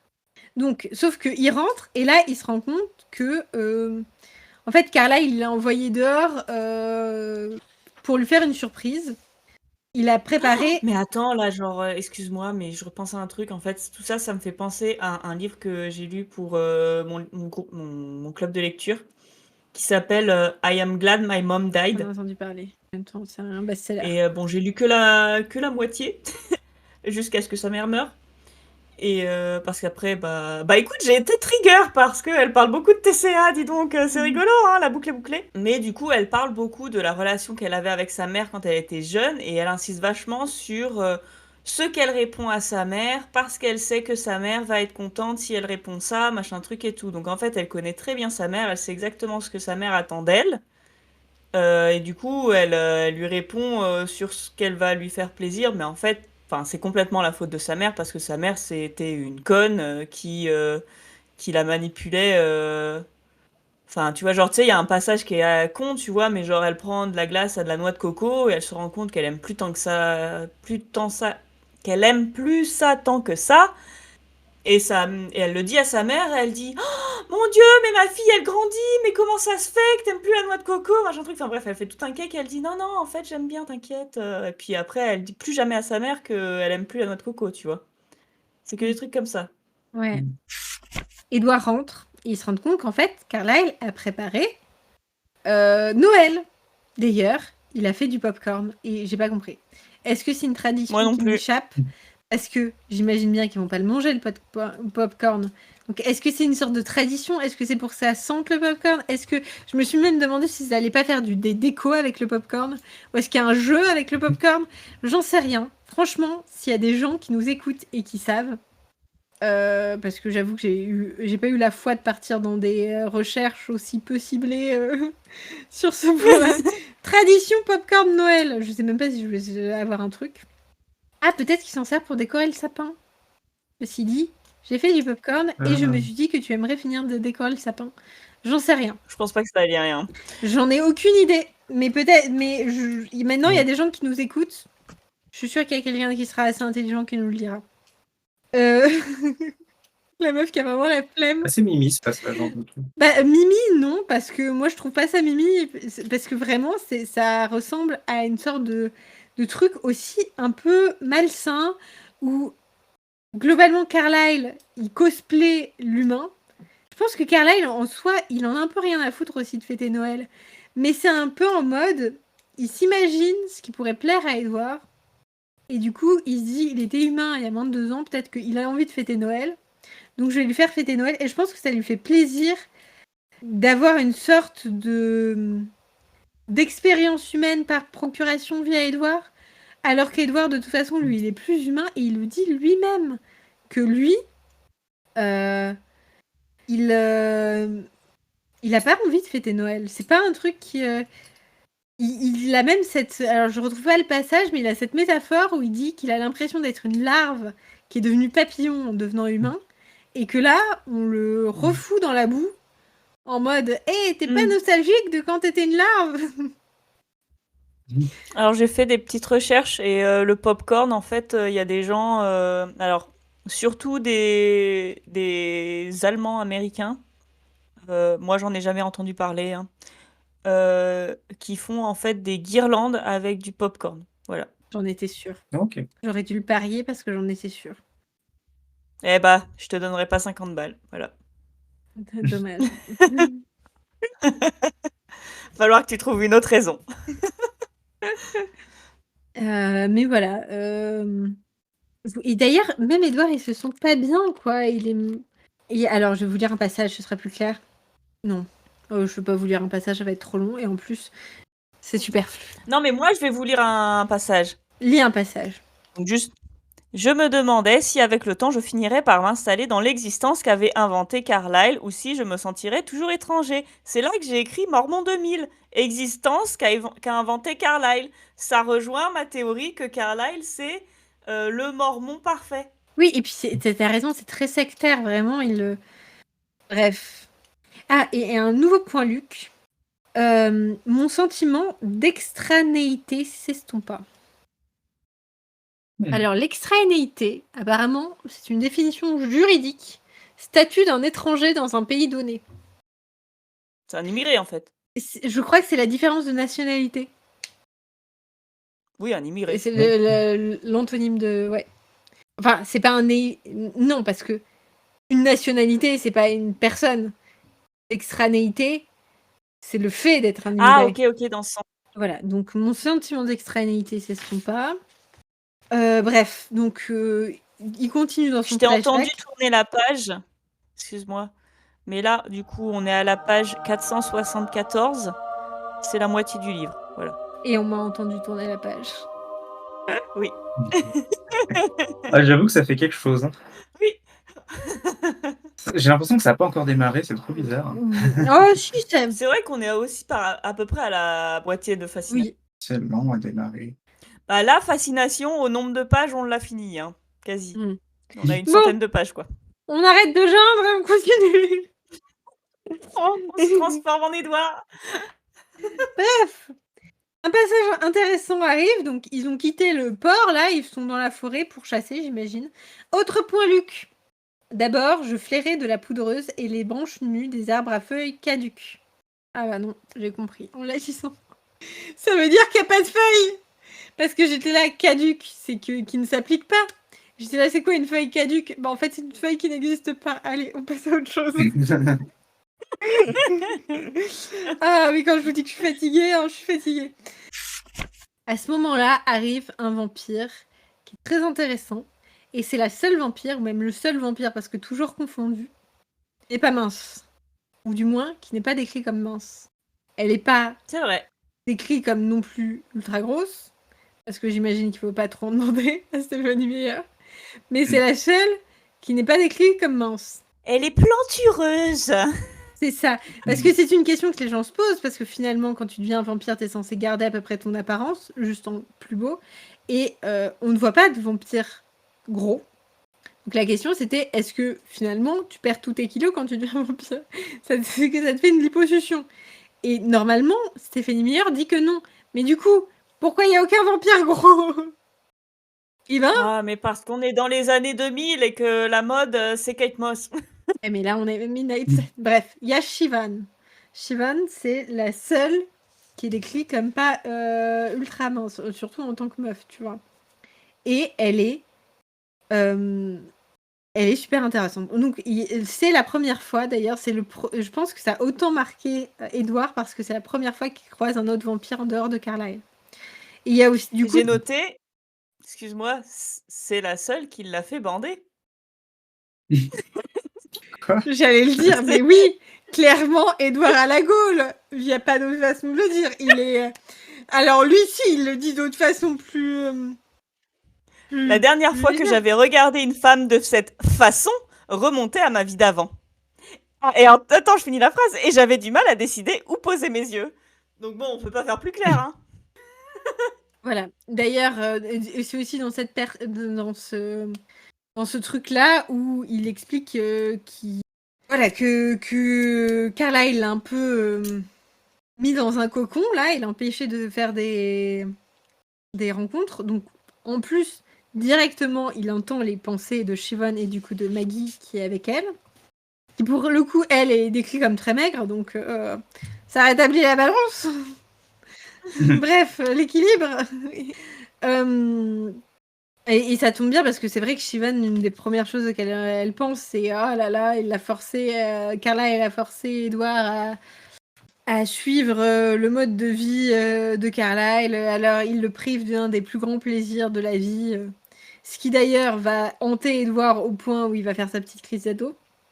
Voilà, et il est à fond sur Siobhan. Vraiment, je sais pas s'il y a d'autres passages que vous voulez relever. Bah, c'est surtout celui-là que j'ai relevé. Il n'y a pas un moment où il dit qu'elle est agressivement féminine? Si. Est-ce que vous voulez en savoir un peu plus sur Siobhan? Sur sa backstory? Oui. Bah écoute. Elle a une entrée dans l'encyclopédie? Oui, bien sûr, ce que je crois. Il y a des vampires qu'on voit à peine qui ont une entrée. Donc elle a été transformée dans les années 1510. Elle vient d'Irlande. En fait, elle a toujours été très grande. Apparemment, son père était très grand. J'imagine que sa mère devait être grande aussi. Très grande et très musculeuse. À sa taille adulte, elle a été transformée vers 20 ans. À sa taille adulte, elle a atteint 1m88. Donc, ce qui est une bonne taille. Et apparemment, à 14 ans, elle dépassait d'une tête toutes les femmes du bourg. À 20 ans, elle était plus grande que tous les hommes, excepté son père. Donc, elle faisait peur un peu à tout le monde. D'ailleurs, c'est trop bizarre qu'elle dise qu'à 20 ans, elle était plus grande que tous les hommes, excepté son père, puisque son père est mort quand elle avait 17 ans. Bref, c'est pas grave. Donc oui, son père est mort quand elle avait 17 ans, et elle a repris, je crois que sa forge. Oui, en tout cas, oui, c'est ça, son père était un maréchal ferrant, c'était sa fille unique. Et du coup, quand il est mort, elle a repris la forge pour se nourrir, elle et sa mère. Elle a jamais reçu de demande en mariage parce qu'elle faisait peur à tout le monde, à tous les garçons, en étant très grande et très imposante. Et il y a un vampire qui est passé dans le coin, un vampire qui essayait de se constituer un harem de femmes inhabituelles. En gros, il se prenait pour un petit collectionneur. Un collectionneur. Donc il a entendu parler de Siobhan, il l'a repéré, il l'a capturé, il l'a violée, c'était écrit noir sur blanc.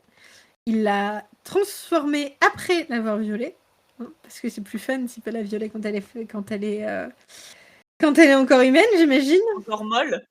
Putain. Bref. Pardon, je suis désolée. Ah bah on va rajouter ça à la liste de trigger warning. Hein. Putain, mais y a rien de bas dans cet épisode, j'en peux plus.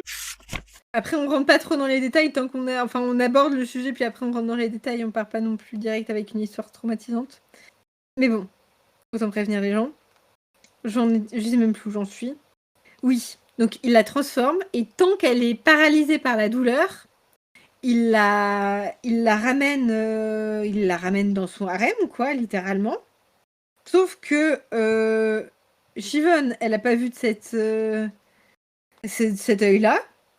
Et au bout d'un moment, alors au départ, il arrivait à la distraire en lui offrant plein de sang, vu qu'elle était nouveau-née et qu'elle était aveuglée par sa soif de sang. Mais au bout d'un moment, elle en a eu marre et elle l'a buté, le gars qu'il avait capturé. Elle a buté aussi toutes les femmes, je crois qu'il y en avait 3 ou 4 qui lui étaient toujours fidèles, loyales en tout cas. Elle a libéré les autres, puis après elle est partie faire sa vie. En gros, elle a rencontré un mec qui lui plaisait bien, elle est restée avec lui, elle s'est un peu intéressée aux Volturi, parce que je crois qu'elle a une certaine soif de pouvoir quand même. Mais elle était là, j'ai pas envie de faire partie des Volturi parce que j'ai envie de rester indépendante. Donc elle est tombée amoureuse de ce gars, Liam, et elle a rencontré cette gamine, Maggie, et elle a tout de suite vu que Maggie avait un pouvoir particulier. En fait, Maggie, elle peut savoir si les gens lui mentent ou non. Et elle avait déjà ce pouvoir-là quand elle était humaine. Ils s'en sont rendus compte parce que quand elle les a rencontrés, elle a tout de suite vu qu'ils n'étaient pas humains. Et du coup, ils l'ont transformée un peu. Apparemment, le fait de la transformer, c'était un peu calculé en mode atout, quoi. Avoir quelqu'un dans son clan qui peut déterminer si les gens mentent ou pas, c'est quand même super pratique. Voilà. Et puis, c'est tout. Elle continue à faire sa vie un peu. Et elle a rencontré Carlyle à un moment, je sais pas exactement quand. Mais, alors, il y a un point intéressant sur Siobhan, c'est qu'elle prétend ne pas avoir de capacité particulière. Mais il y a plusieurs personnes, dont Carlyle, qui sont persuadées qu'elle a un pouvoir particulier, qui est une capacité d'influencer sur une situation par sa seule volonté. En gros, Carlyle, il pense que si Siobhan, elle décide que quelque chose va se passer d'une certaine façon, ça augmente les chances que ça se passe comme ça. En fait, sa propre volonté va influer le dénouement d'une situation. Alors, est-ce que tu crois que le fait qu'elle souhaite à Edward de goûter le sang humain, ça va influencer le fait qu'il fasse sa crise d'ado? C'est possible. Ah, ça serait bien vu C'est ça. possible. Mais après, ça joue un grand rôle dans le dernier tome, parce que du coup, quand il ramène plein de vampires, là, Carlyle, il est là, il faut que Siobhan soit avec nous, parce que si elle a envie qu'on gagne, on gagnera. Je le comprends. Mais elle est persuadée de ne pas avoir ce pouvoir. Et elle a une histoire horrible et elle est trop cool. Oui. Ah mais oui, elle est ultra badass. Mais de toute façon, ça se sent, genre on la voit pas trop, mais elle a l'air grave cool. Mais c'est peut-être... Après, moi, je me suis dit, bon, elle a l'air grave cool, mais je suis aussi bloquée dans la tête d'Edward, donc tout est à prendre avec des pincettes. Et elle fait bander Edward. Ah oui. Ce qui n'est pas donné à tout le monde. Et ça, il l'a pas dit, hein, à Bella, ce gros menteur. Hein. Bah oui. Et c'est ça, il était là. Elle était incroyablement féminine, d'une sensualité agressive et puissante. Il était évident que cette nuit, elle n'avait pas l'intention de passer pour humaine. Elle portait une simple robe de coton sans manches, toute simple, avec une chaîne en argent ouvragée en guise de ceinture. Vraiment, là, il en peut plus. Ah non, mais là, il est... J'allais dire un truc pas très classe. Ouais. Mais je pense que ce qui le choque d'autant plus, c'est que il dit lui-même, elle est plus grande que lui. Elle est plus grande que Carlyle, exactement. Et elle est plus large aussi. Il dit elle a des épaules carrées, des membres trapus. Et je pense que Stephanie Meyer a voulu décrire une femme forte, donc musclée et tout, mais qu'elle a été là. Mais attention, hein, elle est toujours sexy, hein, elle est toujours féminine. Attention, hein, elle est même agressivement sensuelle. Il y a personne, même Édouard le frigide, il n'a jamais vu plus sensuelle qu'elle. Voilà, et du coup, il fait un baise-main, d'où ma blague pas drôle du début. Peut-être drôle, j'en sais rien. Bien, ta blague. Et c'était assez drôle. Elle était trop facile. Voilà. Ah, mais parfois, la simplicité. C'est vrai, revenons au basique, les blagues de baise. Bon, après, il dit que Carlyle, il recommence à être chirurgien et qu'Edouard, il étudie la médecine, mais seulement dans les livres. Et je suis là, mais dans quel monde t'étudies la médecine seulement dans les livres? Quand il dit qu'il a plein de diplômes de médecine, est-ce qu'il veut juste dire qu'il est allé à la BU et qu'il a lu des bouquins? Parce qu'il n'y a pas beaucoup de diplômes de médecine, on te laisse avoir le diplôme si t'as lu que des livres. Et j'ai envie de dire, encore heureux. C'est clair. Bref. Donc il continue qu'après, il a commencé à boire du sang humain, mais que des méchants, parce que c'est un gentil, du coup il tue que des méchants. Mais les méchants, pas drogués, hein, parce que la drogue, ça donne un goût un peu amer au sang, hein, c'est pas intéressant. Hein. Mais voilà, parce qu'apparemment Siobhan avait décrit le sang comme le plus grand plaisir de la vie. Et là, il est en mode non, mais le plus grand plaisir de la vie, ce n'est pas ça. Le plus grand plaisir de ma vie était cette fille fragile, courageuse, tiède, perspicace qui dormait si paisiblement à côté de moi. Bella. Le plus grand plaisir et la plus grande joie que l'existence avait à me donner. En vrai, oui, j'avoue que t'es quelqu'un, que ton mec ou ta meuf ou la personne non binaire qui t'aime considère que tu es la plus grande joie et tout. J'imagine que ça doit être cool. Comment ça, t'imagines, ma pauvre? Je disais ça. Si mon mec m'entend de son épisode. Parce que plus il me fait plein de compliments et il m'aime, hein. Mais genre vraiment, Edouard, on est à un mode, on est vraiment à un stade où, de toute façon, Edouard, il aime rien. Donc vraiment, Bella, c'est le soleil, c'est tout, quoi. C'est rien n'existe sans elle, quoi. Oui, mais après, Édouard pas fun, la plus grande souffrance aussi lorsque je la perdrai. Il est fatigant, hein. Et là, Edouard, Attends, juste avant, j'ai juste noté Luc en sueur pour ne pas écrire chaude au lieu de tiède. Voilà, c'est tout. C'est vrai. Et là, Edouard est un stalker en carton, c'est-à-dire qu'il a fait une erreur de débutant. Mon mobile vibra dans la poche de ma chemise. Donc je suis là, mais mec, tu vas voir Bella quand elle dort et t'es même pas capable de te mettre en mode silencieux, quoi. C'est pas grave. Donc il décroche, c'est Alice. Et Alice lui est en mode, je sais pas ce que tu fais, mais les stats sont bonnes, continue. Elle pouvait pas lui envoyer un SMS, sérieux? C'est ça. Mais surtout, je pense qu'elle veut le rassurer et vraiment Un continuer. SMS, c'est bon, hein. Ouais, mais peut-être. Écoute, Avec le T9, c'était chiant à l'époque. Hein. c'est vrai. Ouais, il tape super vite, c'est des vampires. Et là, j'ai réalisé un truc parce qu'Edouard, il dit qu'il est obligé de la croire sur parole parce qu'il peut pas lire ses pensées. Donc Edouard ne peut pas lire les pensées à distance, ce qui est vrai, en fait, j'y avais pas pensé. Mais du coup, la technologie pourrait lui offrir tout un panel de communication normale, en fait. Parce qu'il a juste Ouais. à être au téléphone ou même en Skype ou en FaceTime, putain. Fatiguée. Et je suis vieille. Oh là là, mais que fait ce jeune sur son portable? Je suis vieux.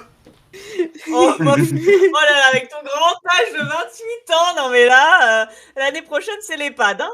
Je n'ai jamais connu le FaceTime. C'est sûr que j'ai jamais eu d'Apple. J'ai eu une Apple. J'ai jamais eu d'iPhone. Bref.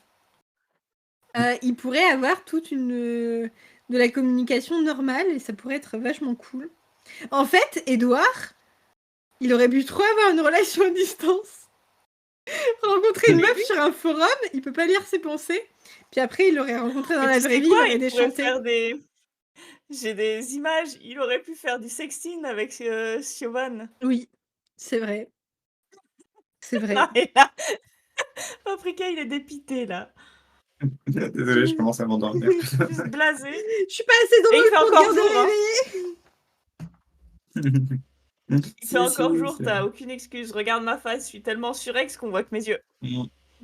Ah, la lumière est dans mon dos, c'est pour ça.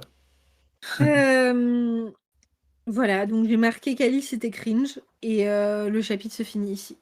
Avez-vous quelque chose à rajouter? Bah écoute, moi aussi, mes notes se terminent par ta gueule, Alice. Voilà. Et toi, Paprika? Non, moi j'aime bien Alice toujours. Hein. Désolé, c'est une populaire opinion. Bah dans ce podcast, hein, parce que ton opinion apparaît plus. Excuse-moi, t'allais rajouter quelque chose?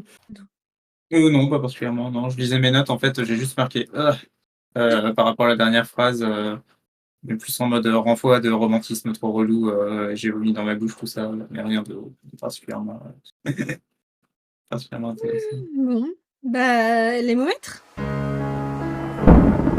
Les momètres. Oh, il parle quand même de suicider, là, j'ai mis un bon 8,5. Hein. Ouais. Donc, 8, et je nous mets un 8 à nous aussi. Non, mais on a été intenable. Intenable. Non, mais parce que, En fait, moi, c'est l'alcool, mais toi, c'est la fatigue. Tu crois que je t'ai pas vu? C'est ça, Hmm. j'en peux plus. Bref, un mot de la fin?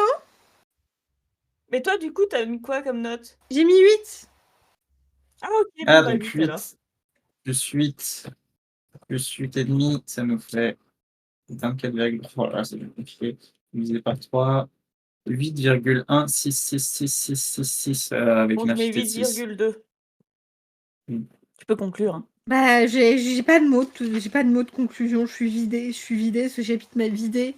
Complètement vidée. Moi aussi. C'est vrai que moi, je l'ai lu, j'avais l'impression que mon âme allait être aspirée, quoi. Bah, c'était vous qui, au début, disiez « Ah, mais ce chapitre, il m'a bien plu et tout. Ben, j'ai bien aimé le flashback en vrai, mais Oui. c'est vrai qu'il était très très long. » Bah, j'aime bien Shivan. En plus, j'aime bien ce nom, franchement. C'est imprononçable quand tu le lis juste et que tu connais pas l'irlandais, mais... Non, moi, j'ai dit que j'avais bien aimé, que genre, il y avait un tiers qui m'avait plu, le reste, c'est chiant.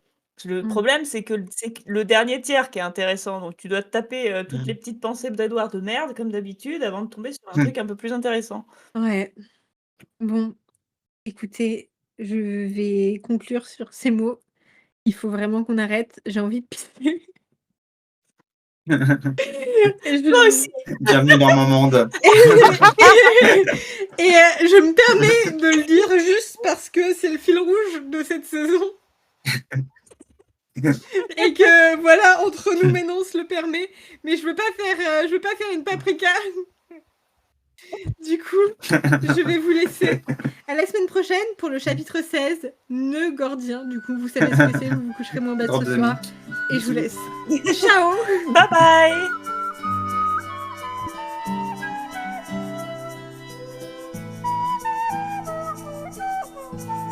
Générique et identité visuelle par Paprika.